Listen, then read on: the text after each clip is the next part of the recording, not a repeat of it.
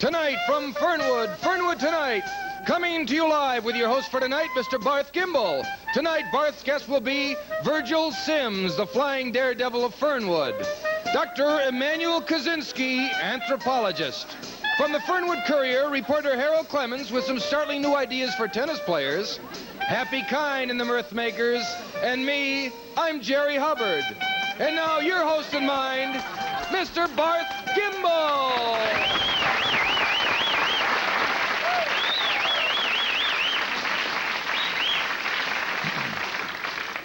Hello and good evening and good night. You may have noticed at the opening of our show that the band, our house band, the Happy Kind, the Mirthmakers, sound a little thin tonight. That's because and the Mirthmakers did not show up tonight. Just Happy Kind.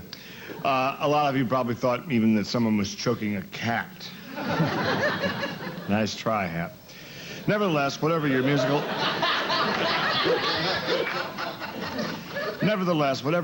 inclinations are, Happy Kind is, and the Mirthmakers have been doing some wonderful music here on the show for the past couple of weeks and doing their best to satisfy your musical palate. But tonight it's just Happy Kind because and the Mirthmakers got a job playing a wedding in Akron. It's kind of nice for them. The wedding paid their expenses, includes dinner, so the guys figured, what the heck? Opportunity's knocking, so they're walking. And the Mirthmakers, as we call them, will be back tomorrow night, however, and I know that those of you who are not too fond of music will be glad to hear that. Those same people would probably also be interested in knowing where you guys are playing in the near future, where they can see you, to hear that sound of kind that sounds so fine. Someplace in the area, any place at all? You be playing around here, Happy, any place at all? Well, not a thing now, Barth. We're going to do a dinner dance for the Senior Years Club, but their check bounced. The deposit check. So we're just cooling it. Oh, cooling it, huh? Just a little musician talk there. That's great. Hey, I can dig it and get down on it. Oh. Yeah, I play a little bit myself. You know, since I say I do play a little bit myself, and I do, probably, certainly not a little bit too good to be called an amateur and not good enough to be called a professional, but I say not being good enough to be professional hasn't stopped a lot of people. So, hey, what would you think if you and I got together and did something, huh? You mean like have a bite or something? No, Hap. I was thinking more we could do a tune. Oh, a tune. I could play guitar. Maybe you could play piano, the old 88. Okay. All right. Hey, Jerry, you're back. Wonderful announcing, incidentally. Thank you very much. Pronounced perfectly. Yes, thank you. How about B flat? I'll be going electric. This is not a toy, incidentally. Okay, it's the real thing. Yeah, I heard a lot of songs about, leaving your heart in San Francisco. Or how Rome wasn't built in a day, and things about you take Manhattan, in Chicago where they dance with their wife and everything. But this is a song about my very dearest place. Hap, I think you know what I'm talking about, right here in Fernwood.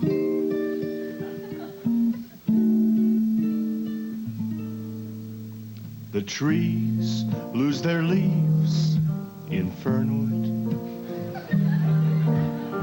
The buildings all have eaves in Fernwood. There's Bills and Toms and Steves in Fernwood. It's the lovely sound of church bells tolling, the happy sound of grown men bowling,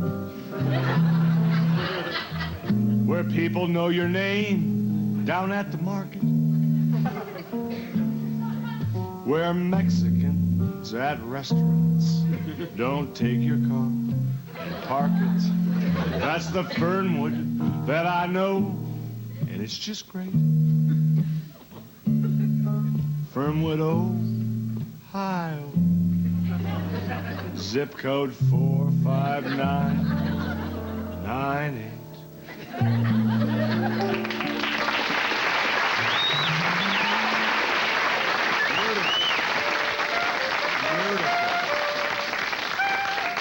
Great, Happy. Thank you very much. We'll be right back after this important word. Beautiful.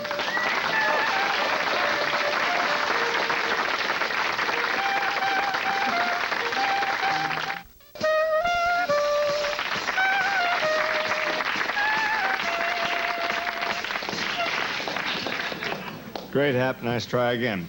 You know, everyone in America has heard of Evel Knievel and his wonderful daredevil stunts. But one of our own local friends here in Fernwood recently started to make a name for himself on the daredevil circuit.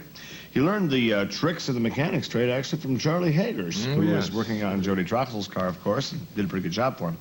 He's filled your gas tanks, he's uncrumpled your fenders down at the Ace filling station, and this weekend at the Speedway, he'll be giving new meaning to the term daredevil. Please welcome Fernwood's own Virgil Sims. Come on in, Virgil.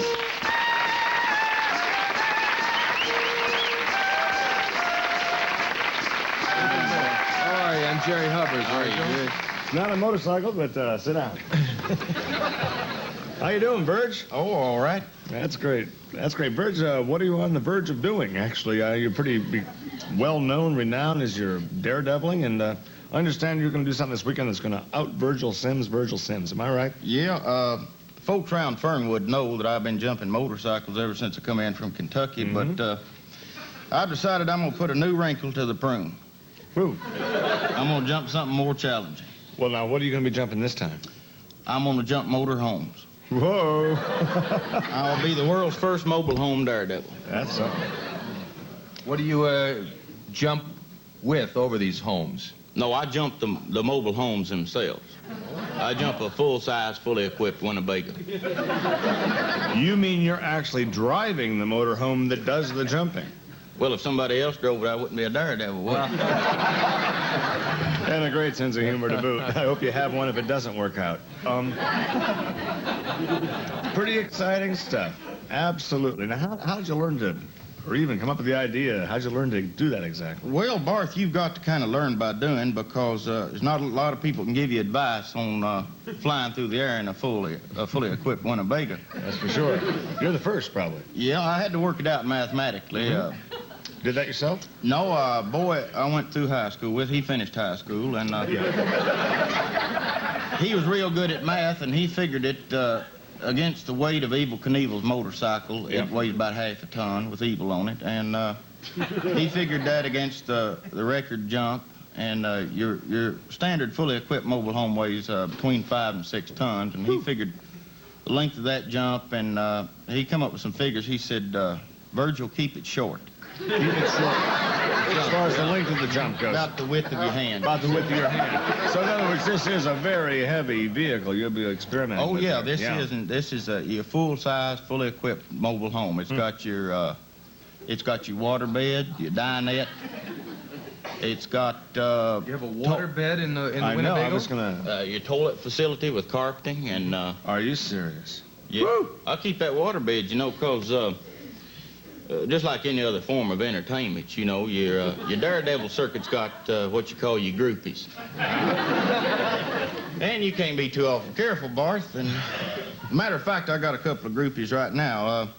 There's one girl that does interiors on mobile homes, and she's done mine. She did the ceiling of mine, and it's an exact replica of the dome over in Vatican City at Sistine You mean Chapel. the Sistine Chapel ceiling? That's a beautiful picture there. Oh, I've it's seen, a wonderful thing. It must have taken her hours. Yeah, and she put a twist to it, Bart. She put instead of your cherubs and the angels, she's got the faces of boys in the pit crew. Brings it right home. And I imagine you, Mr. Big, is you know who? Yeah. must be kind of hard to live up to sometimes, I guess. Yeah, especially when you've missed. Now, tell me about the first time you tried jumping this thing. Was that fully worked out and perfectly successful? No, that wasn't, Barth. I tell you, when I first went up there, the first ramp collapsed, and I tore through these backs. Uh-oh. That sucker went right through them backs, and I had a Yamaha come up through my windshield. Whoa! I had a Kawasaki come up through my toilet facility. Absolutely. And the refrigerator door tore open. And a six-pack flew all the way across.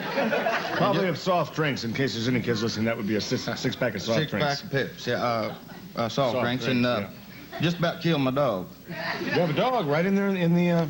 That's right, it's Winky. Here he is, too. Oh, for crying out loud, you got a picture. That's Winky the Wonder Dog. Oh. That's his little fireproof Can we suit see and his this? helmet there. We all seen this? Okay, if we can see this, you'll notice that he has on a little helmet here, and kind of a jacket. That's kind of interesting. That's wonderful. Yeah. My goodness. Well, it certainly sounds like a dangerous hobby that you're into.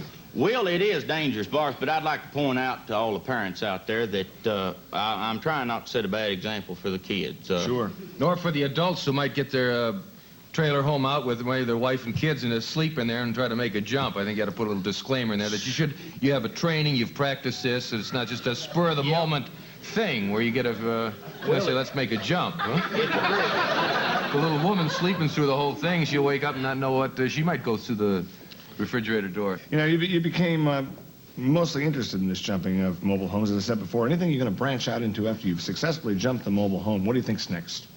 I was thinking in terms of locomotives, Barth. Only thing is I can't figure out how to make them hit them little tracks again when I get on the Yeah. Well, it's been fascinating talking to you. We'll be right back after this important word. Stay with us.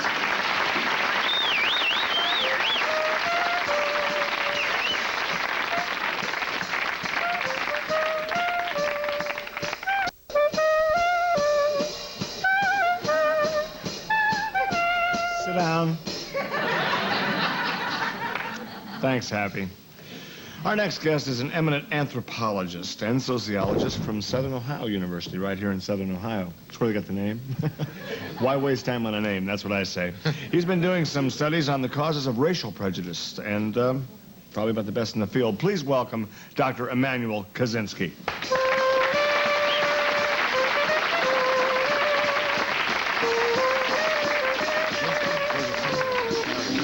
I'm Jerry Hubbard. How are you? Welcome to the show. Thank you kindly. Well, we're pretty lucky to have you here. Doctor, can you explain a little bit about your research? Well, Barth, America, as we all know, is famous as a melting pot. Many diverse ethnic groups have been thrown together suddenly, and this leads to bigotry and name-calling. The origins of various racial prejudices are what we are trying to put an end to and stop stereotyping once and for all. There's probably too much of that, more than we even need. That's up for grabs, I think. So you studied various nationalities just to find out, you know, how people become prejudiced against them. Is that it? Exactly. All races are alike. We are all the same. Does that apply like to the Dago also? What I'm saying is, you know, to all. Yes, I think all I understand. encompassing. Well, let us start with the Italians. After examining the bone structure of the Italians and various other people, we find the only differences between their bodies and the other races was in the knuckle and fist area. Sure. We found that the bones were developed broader and heavier and stronger, and we found the musculature of the upper arm and shoulder was much bigger and much better developed. The fists and arms of Italians are designed for hitting. Italians enjoy hitting. Yeah, is this the only feature that really separates Italians from perfectly normal people? Yes. I'd say that, and a definite tendency towards overweight. Their weight problem is probably a subconscious one, but it is harder to dispose of a body in a car trunk or a barrel if it's fat. I mean, now this is a recurring nightmare with many Italians, and it may explain all the hitting, you know. Yeah, absolutely. So in other words, fists and a desire to hit, and the large stomach and large body, really large fist, large body would be the main, really the only differences between, as I said before, normal people and Italians. Yes, and also their inability to learn English. Tests show that Italian tongues are thick at the back, you see, and this causes a strain on the throat muscles and gives them a definite tendency to speak in monosyllables and grunt a lot. I'll be darned. What did your studies show about other groups? Why zero in just on the... Well, that's strange you should ask, but we studied the electrocardiographs of our Jewish friends and tried to learn about the Jewish aversion to alcoholic beverages. They don't drink a lot, do they? No, Jewish people don't like to drink. But we... They're afraid they'll have to pick up a tab. Hey, why single out tab? Could be a Diet Pepsi. Could be a Diet Pepsi just as easily. Ah, that was very funny. Or Yes. Fresca. I'm joking because we Have did nothing against tab. Yeah. Well, We did have a Jewish person on the show earlier, and I think we all came to know his type of people a little better, and I think really? we're all a little Absolutely. richer for it, too. oh, So what did you find? well, all that strictly toward one side. We discovered that when Jewish people are drinking and the glass is half empty, you see, the rim of the glass comes to rest against the bridge of the nose, and the magnitude of the nose acts as an obstacle to drinking and as a deterrent. It's not so much they don't want to drink, they simply can't drink That's that glass. exactly A right. physical problem Can't as get opposed to to a it. mental or any religious or moral. Okay, doctor, but how about the Irish? Now, they're known as really big drinkers. Now, how would you explain that? Well, the Irish, you see, they drink more because they have little tiny noses, and also they are totally insensitive to embarrassment. A wild Irish nose. Very good. And another like that question, one. why do they wear green so much, or does it just seem that way? No, that's a very good question. You see, the Irish are basically a bunch of bog-trotting potato farmers, and they see green grass and they figure, why fight it? You know? Just the opposite of the Italians, of course, who would love to fight it. Absolutely. At the drop of a pizza. That's great. Well, very interesting. What other peoples have you studied? What have you found? Well, the Chinese, you see. Now, this is very fascinating because, you see, the skin of the Chinese, and particularly in the area of the hands and the palms, is highly water resistant. I'll be darned. Which gives Chinese people a much higher tolerance for doing laundry. That's fascinating. Truly fascinating. I understand that shortly after making that study, you had to go back and restudy it again. Am I right? Does he have to be here? No, wait a second. What about Japs now? Please, you are referring to the Japanese people. We studied them. We took a group of Japanese babies and put a bush in their playpen. One by one, they began pruning the bush. Actually happened. And several of them actually began trying to hide behind it. We also found that the Japanese enjoy the feel of leather and straps around their necks, which explains why they enjoy wearing cameras and binoculars. Of course, and the little flight bags, of course, around the arm. Absolutely. You see that everywhere. I'm kind of curious, what about, let's say, well, I don't think we've touched on the Latin and Spanish people. We've had an influx of them lately. What do Very you think good. of them? Well, you see, the Latin and the Spanish people exhibit a trait we call proximity desirability. Now, this is the need to be near others of their own kind. Now, we found that their houses are smaller, but their families are bigger, you see, and this may account for greater numbers of Latin people who live in, say, the same basement or ride all in the same old beat-up Chevy. Doctor, these are absolutely fascinating findings, and I'm curious. I'm sure it's been a long time. How long have you been involved in these studies here? Almost 6 months. 6 months. Of course, really the last 3 months being the heavy part. The first part was getting the office together, of course. I guess the ultimate question I have to ask you, what nationality are you? I am Polish. I don't need to tell you, I'm sure it's not news that a lot of people have told Polish jokes, you know, and I could tell you some right now, but I'd have to tell them kind of slowly, wouldn't I? I don't understand that. Okay. No, I'm concerned. I'm pretty concerned with Poland. I read the paper every day. I try to get international papers. Saw where a large hole appeared in Warsaw, and they said the police were looking into it. What did they find? Not much. But seriously, The Polish people have long been the brunt of some really cruel jokes, I think, and I just wonder, what are your findings in that area? Well, I have done a lot of studies on my people, and all of our research indicates that Polish people tend to be bright, perceptive, and highly intelligent. Well, Dr. Kaczynski, you certainly are a living testimony of your own people, and I wish we could meet a couple more people like you. In fact, if we had 3 of you like you, we could change this light bulb. Appreciate you coming by, and we'll be right back after this important word.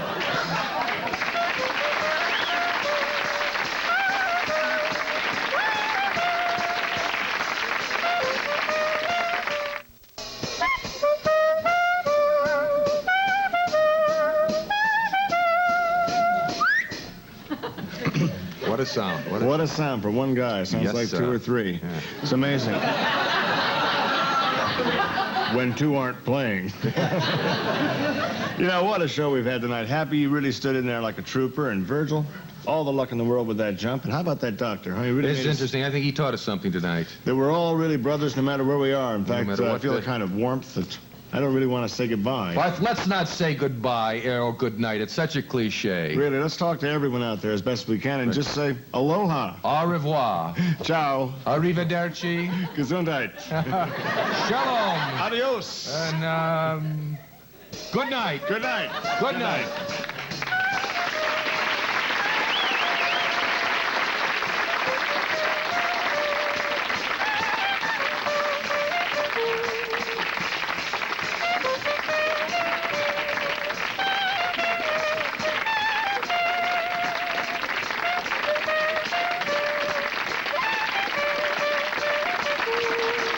Also appearing on tonight's show were Jim Varney as Virgil Sims and Zale Kessler as Dr. Emmanuel Kaczynski. Downstairs.